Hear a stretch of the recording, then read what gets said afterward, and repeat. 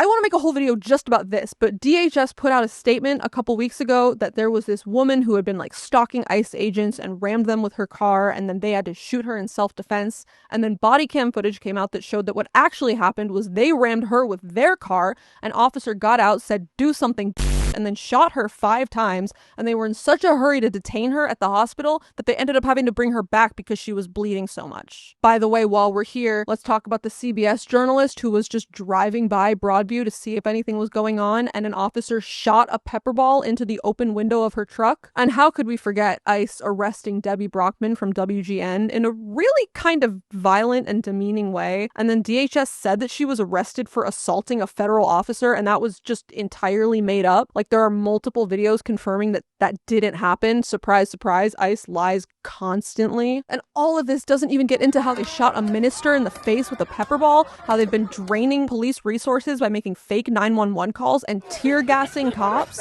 Like, the patina that they are just going after gang members and terrorists is expectedly thin and flimsy. When they're breaking into cars and arresting DACA recipients and yanking tamal vendors off the streets of Pilsen, like, these are not the worst of the worst we keep hearing about in the commercials they won't stop playing around here. And a response that I've heard a lot is this understandable incredulity of like, well, these abuelas and these landscapers and these members of the community are like obviously not a threat. Why are they taking them? But this administration is full of out and about white nationalists. They have to cloak their opposition to immigration in this like, oh, they broke the law. Oh, they're taking our jobs. But like, a lot of them just don't want brown people in the country. And I think this is the real threat to the Trump administration's narrative, is that immigrants can and do fit into American society. And not just in terms of like being foundational to the economy, which they are. Undocumented immigrants in particular pay tens of billions into our social safety net that they themselves will never see a penny of. But also, like, their worth isn't just defined by like what they produce and what value they bring to the country, because they're